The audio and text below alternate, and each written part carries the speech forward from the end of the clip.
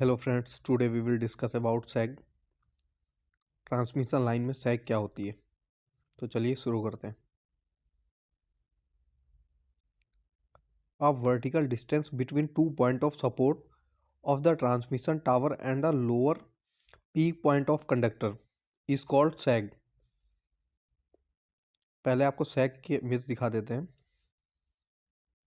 सैग basically support level, जो ये हमारा सपोर्ट लेवल है, और जितना हमारा ये कंडक्टर वर्टिकली झुका हुआ है, इसको ही सैग बोलते हैं। This is called sag.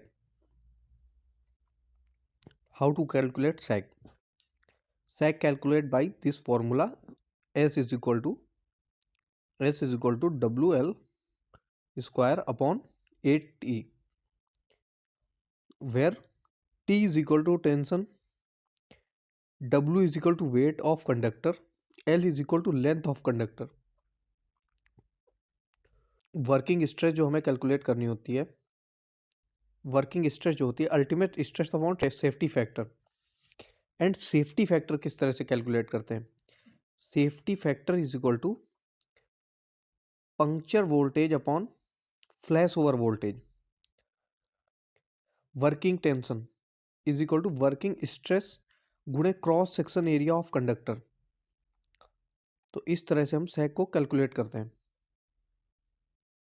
Safety factor is equal to puncture voltage upon flash over voltage.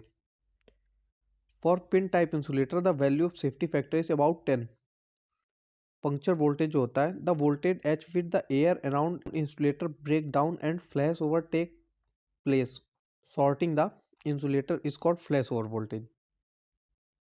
Flash over voltage जिस पर इंसुलेटर अपनी इंसुलेटिंग प्रॉपर्टी को लूज करना स्टार्ट कर देता है। The voltage which the insulator break down and current flow through inside of insulator is called puncture voltage.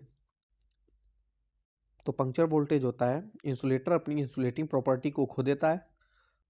Flash over voltage वह minimum voltage होता है जिसमें इंसुलेटर अपनी इंसुलेटिंग प्रॉपर्टी को लूज करना स्टार्ट कर देता है। कि सैग इस तरह से वायर का सपोर्ट लेवल यहाँ पे है,